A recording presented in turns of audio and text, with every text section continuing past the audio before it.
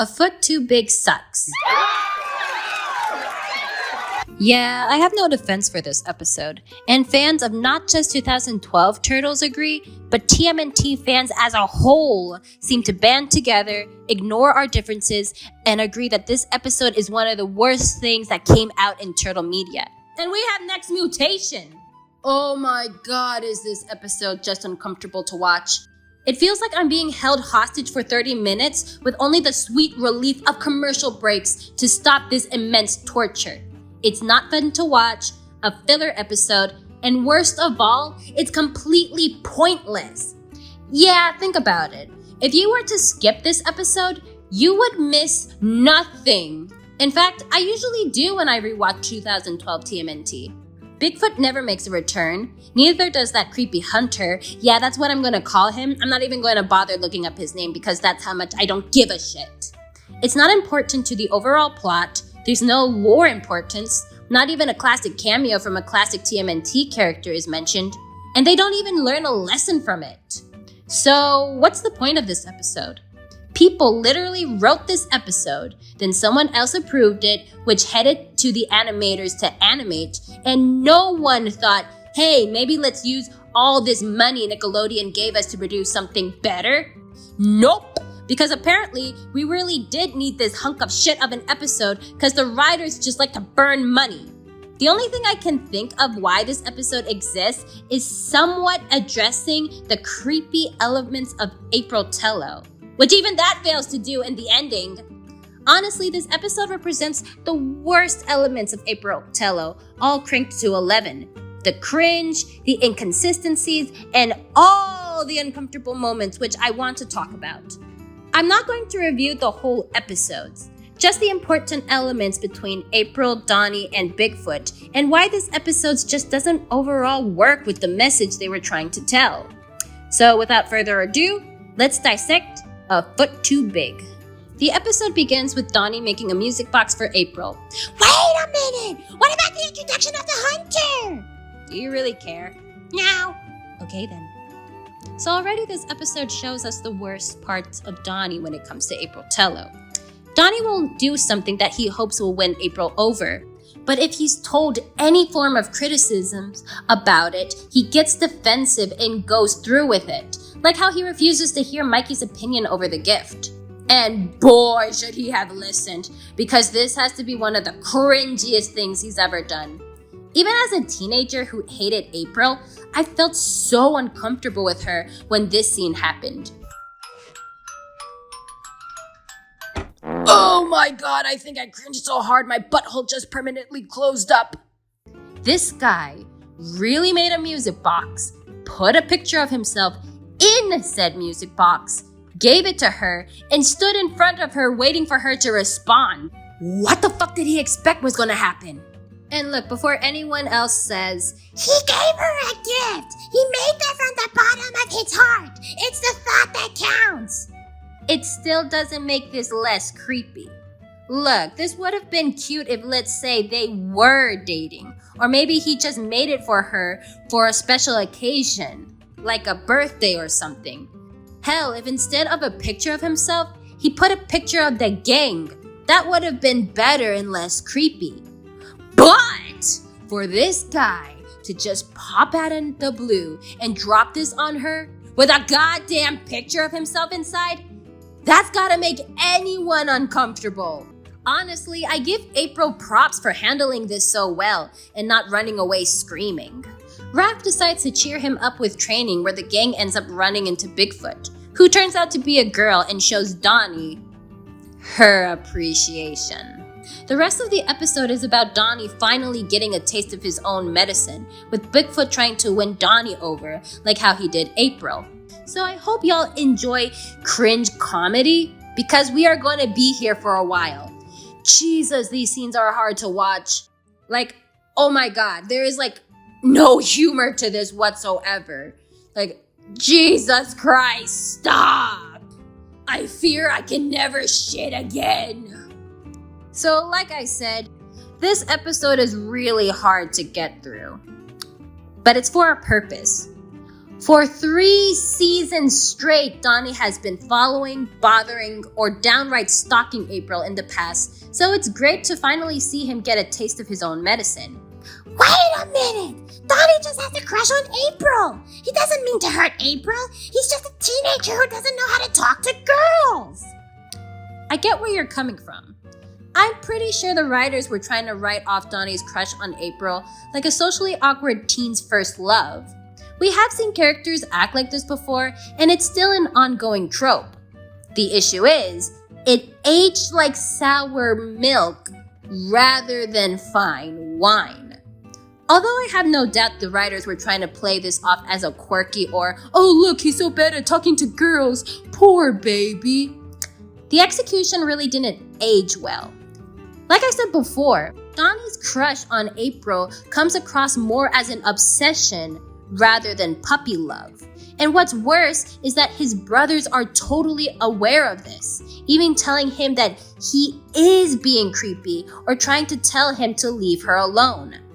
And the big red flag is, Donnie won't listen. He keeps continuing this creepy behavior and doesn't get punished for it. And even if it seems like he does learn the lesson, the show reels him back in with false hope. Jesus Christ, pick a lane, girl! But going back to Donnie, although these scenes are hard to watch, it does serve its purpose of hammering in the lesson to Donnie that what he's doing is creepy. If bro doesn't want to listen, then you gotta make him listen. Okay, so fast forward to the end. After Bigfoot leaves with, fuck it, who gives a real shit, Donnie heads to April and says, I just wanted to let you know I won't be bothering you with music boxes anymore. I get it now. Donnie is to April as Bigfoot was to Donnie. Okay, so this is supposed to be the moment when Donnie finally realizes what he put April through and apologizes. He's supposed to understand how he made her feel after dealing with Bigfoot and learn not to do that again. Simple, right? Well, not according to the writers, because 3 things go wrong in this ending. First, Donnie doesn't really apologize nor takes responsibility. But GD, what are you talking about? Didn't you hear him say it? He's sorry for treating April that way. Well, don't worry, dear viewers, because I fell for this too when I was younger. But let's hear it again. I just wanted to let you know I won't be bothering you with music boxes anymore.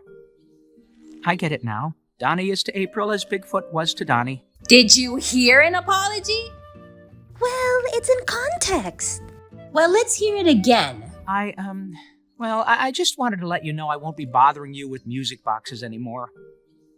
I get it now. Donnie is to April as Bigfoot was to Donnie. I'm just a mutant. What Donnie is really saying is that he'll leave her alone because he realized that April doesn't like him because he's a mutant, not because of how he treated her. Are you shitting me? You mean after all that cringy moments with Bigfoot, that's what you came up with? I'm just a mutant crying emoji. I'm such an ugly, hideous monster that is in love with a beautiful human girl. What was I thinking? Sad emoji. Oh, woe is me. I can never get a girl to like me. Teardrop emoji. If only I wasn't a turtle, then I could definitely get you. I bet if I was a human, you would totally be into it. It wasn't the stalking, the uncomfortable moments, and my obsessive behavior. It's just because I'm a mutant crying emoji. Oh, if only the world wasn't so shallow and someone, hint, hint, would just look past my looks and like me for me. Awkward emoji. Is it working? Do you pity me yet? Have I made you feel bad for me now? Have I guilt-tripped you into liking me yet? Oh, please tell me it's working. Pulling a Vegeta? Where's your self-pride? Oh, boo-hoo, your first crush doesn't like you back. Guess what? That happens to a lot of us. But we move on. How pathetic do you have to be to guilt trip someone into liking you? You can take a hit from an abomination of nature head on, but you fall down crying when a girl rejects you? Do you really want a pity fuck? Because that's what you're gonna get, a pity fuck. What Donnie is doing is manipulative, or what I like to call a nice guy temper tantrum. These types of tantrums happen when someone purposely deems themselves as pathetic or insult themselves, then tries to guilt trip the other into liking them. It's the "I'm fat" pose to get people to tell them they're not. And what's funny about this? If Donnie really got this from his experience with Bigfoot, then that implies the reason why he didn't like her was because she was ugly, not because of her behavior. So let me get this straight. If Bigfoot was pretty, or Donnie at least found her attractive, would he be into this? You heard him. Donnie is to April as Bigfoot was to Donnie. I'm just a mutant. Donatello, you shallow piece of shit. Get the hell over yourself. Looks aren't everything. At the end of the day, age comes for us all. Second, April's response. So although Donnie's whole pity me nonsense is annoyingly pathetic, it actually fucking works. Because April goes, "You're not just a mutant, Donnie. You're my mutant." Mwah. fucking what? So I covered this moment in my April Part 2 video, where I go into more detail as to why this moment is so bad. So I recommend watching that video for more detail. But in summary, April's role in the love triangle, but especially with Donnie, is very inconsistent to the point where it has divided the fandom. April defenders will say April is uncomfortable with Donnie flirting with her because she only sees him as a friend, while April haters will say she's a manipulative she-demon who likes to string the boys along because she's an attention seeker. And they're both right and wrong. Although April does have moments when she's uncomfortable with Donnie, like when she gets the music box, she still kisses him on the lips by the end of the episode saying, "You're my mutant." That's enough proof to show she does have feelings for him. But does that make her an attention seeker? No, because she's still uncomfortable when Donnie pushes the boundaries or becomes territorial with her, or when he calls her nicknames. Not to mention she will still flirt with KC, especially when Donnie's not around. So April, vigilanteing is cool and all, but how about a real date? What do you call this? So it's very inconsistent. But the main reason why there's a division amongst the fans when it comes to April is because we never get her point of view in the matter. So because of that, we don't really know what's really going on with her because the show never gave us the chance. We, the audience, know exactly how the boys feel about April, but we don't know how April really feels about them. April doesn't get a moment to talk to anyone about her feelings about the guys, even in this episode. Everyone else is telling Donnie that he's making April uncomfortable, but April never tells Donnie how she really feels about his treatment of her. So when she does kiss him, it leaves us more divided than finally giving us an answer. This scene fuels her haters because although she says she has feelings for him, the next episode she goes back to ignoring him. Which brings to my next point. Third, going back to the status quo. By the next episode, April and Donnie go back to normal, a complete reset. They don't ever bring up the fact they kissed last episode. They don't get together despite April telling him he's her mutant. And they just go back with Donnie competing for her attention, making the last episode completely pointless. Look, it's fine having a filler episode once in a while. In fact, TMNT 2012 have a few that I do like, or a guilty pleasure of mine. But in this case, not only is this episode so skippable because it's never mentioned again, but it makes April Tello so much worse. April haters love using this scene to prove how April is stringing along Donnie. Like she only kissed him because she didn't want him to move on from her. Now a lot of April defenders will blame the writers for April's actions, saying it's not her fault, but the writers. Well, yeah, it's the writer's fault that she kissed him, but she still kissed him. The character still did this, and she also said she does have feelings for him too. So it also recontextualizes all their previous interactions in the earlier seasons. You know what else is the writer's fault? Making Donnie an obsessive simp.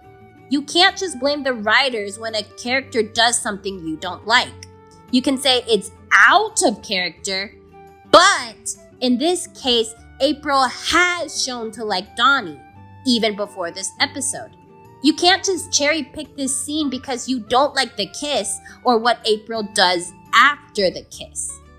As for Donnie, although he was supposed to learn a lesson about respecting boundaries, it goes over his head as he concludes it's because I'm a mutant rather than it's because of my actions. And just like so many episodes beforehand, the show will still reward him with false hope so he can keep continuing this shtick till the end of time.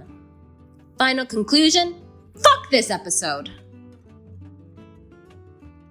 So, what was the point of this episode? It introduces us to two new characters that never show up again, nor are they really that good in the first place. It has no lore importance, we learn nothing new that could be important to the plot.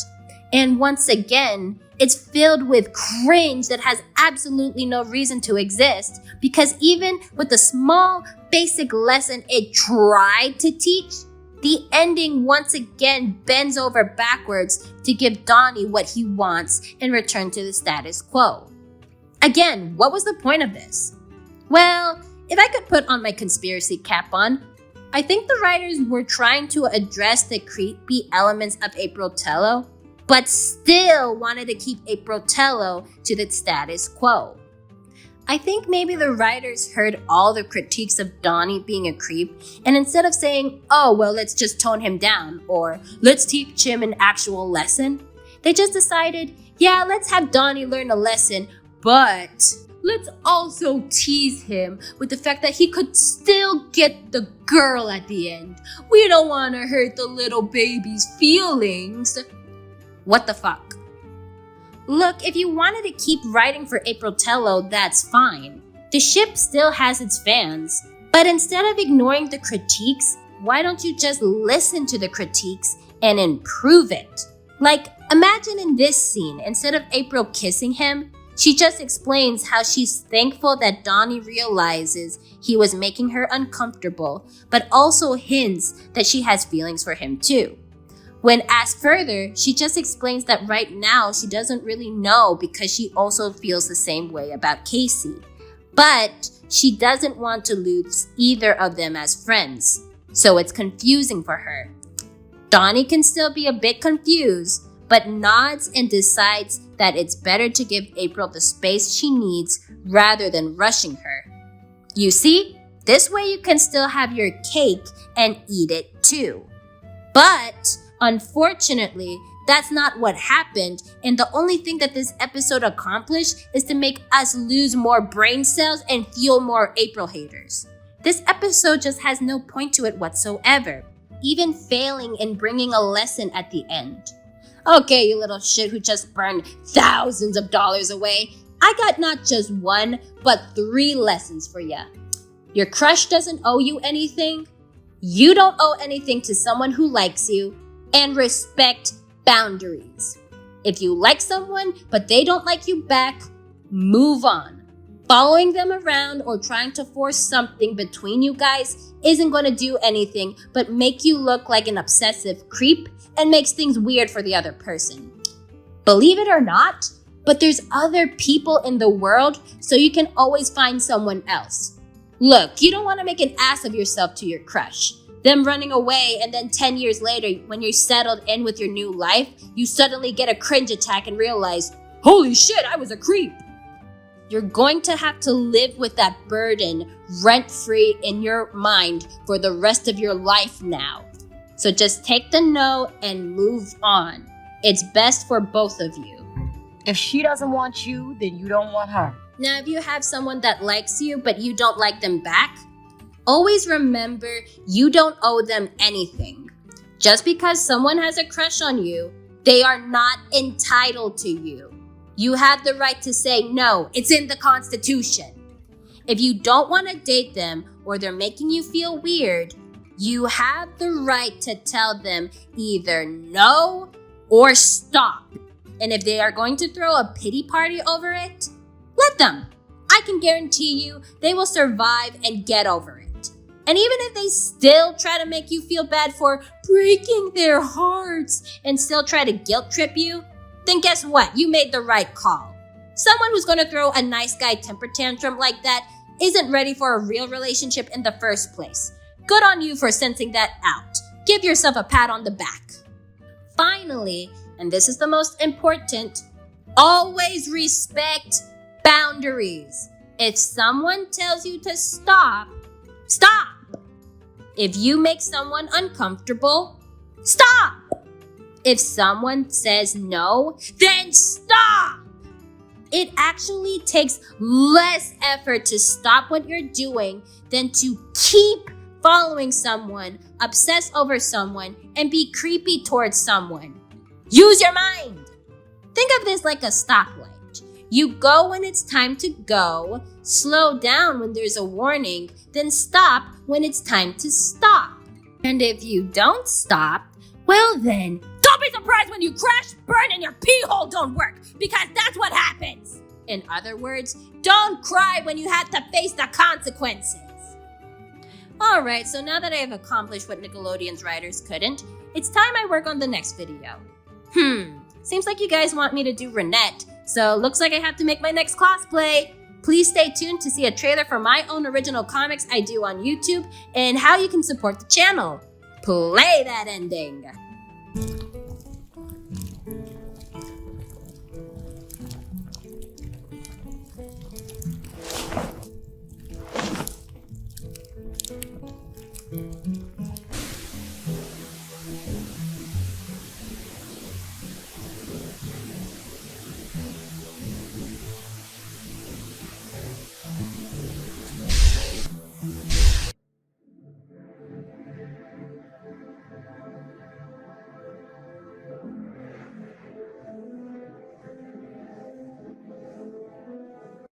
Kitty!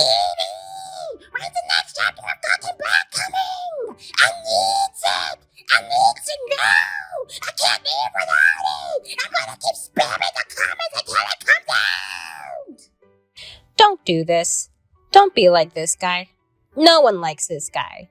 Yes, Chapter 7 will take time to make, but the good news is that now you can read it on my Patreon. New pages come out every Thursday at 5 p.m. Eastern Standard Times. It's only $3 a month, or you can sign up for my new $5 a month tier, where you can receive 2 free prints from me every month and get access to deleted scenes from Goten Black. The more you guys sign up, the less hours I have to work, and I can focus on getting Goten Black out quicker. We also have channel memberships on YouTube for $1.99 a month, where you can have access to behind-the-scenes commentary, and we have super thanks if you want to make a one-time donation, which will also be shout out in our next video. Can't afford that? That's okay, because you can also help by liking and sharing this to everyone you know to help this channel grow. Also, hit that subscribe button to help support the channel. Just 2K more subscribers to our goal of 5K. Thanks, guys, and stay unhinged. Can you hug Goten Black, meet Azula, and Bill Cipher? What?